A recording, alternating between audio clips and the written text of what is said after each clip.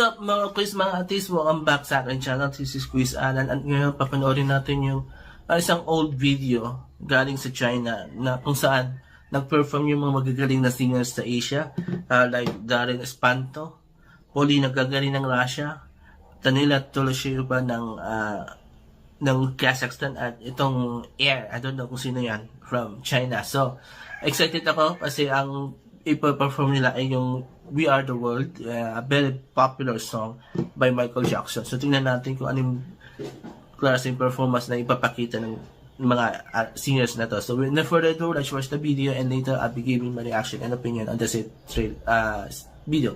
So let's go!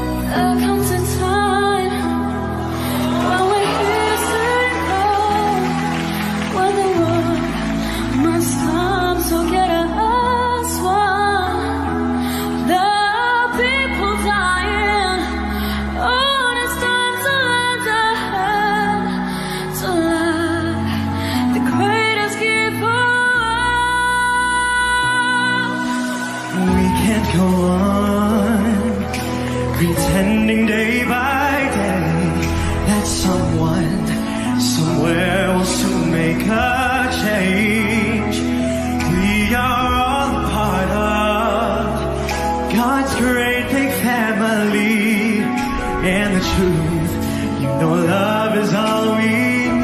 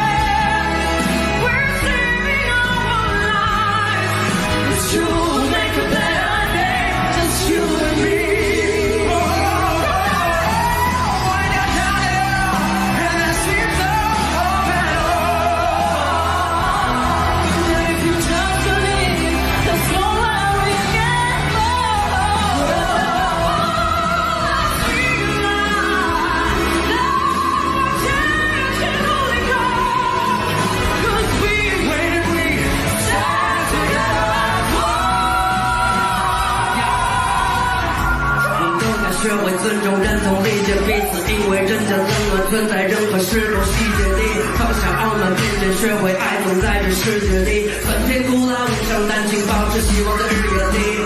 不管身在哪里，音乐会拉近差距，用诚意奋力，珍惜为彼此而发车发力。不需要刻意的装饰，注定的永远都相似。善意不为正，为而生出更高最有力的方式。恭喜与你相知，相知与会啊！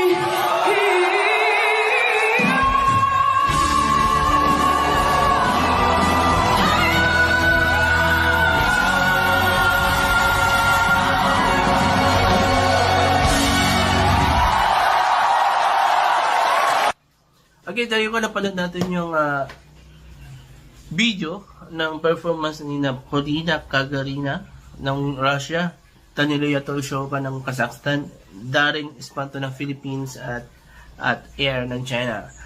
So ito yung I Am Singer 2019 final. So I think ito rin yung sinalihan ni Casey Sandigan noon na nagpasikat ng gusto sa kanya because of her own rendition ng I forgot the title. Basta yun.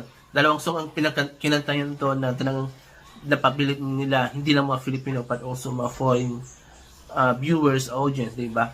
So, parang, I have no idea kung ito rin yung sing. So, masasabi ko, ang ganda yung performance ng tatlo. Si Polina, si Danilia, and Darren. But, unfortunately, yung Chinese na may pangalan na Air, ruined the part of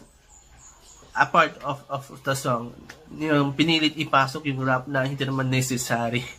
Actually, nakita mo naman sa audience sa lugar nila na biglang ang taas ng energy nila nung biglang pumasok yung Chinese na rapper. It was parang devastated sila doon sa performance niya kasi it was a trying hard. Honestly, it was trying hard. Pinilit ipasok, pinilit makaroon ng rap.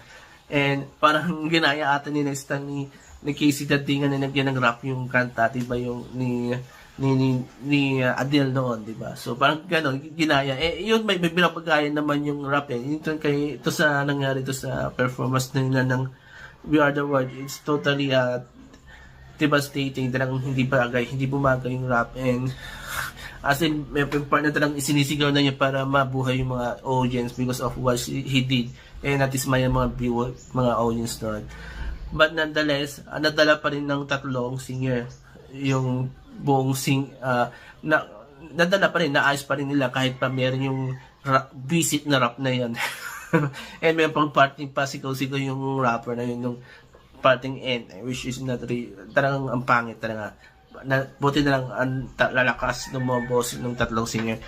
With Danilia, I've been a fan of Danilia. Talagang hanga ako sa boss niya. Yung boss niya talagang hindi typical pang bata. It's masyadong malaki, mataas, and this is the reason why I followed her and I've been watching her videos because of that wonderful performance niya. Na para siyang hindi bata kung kumanta. Para siyang nasa teenage years or mga nasa grown out years na siya yung boses niya.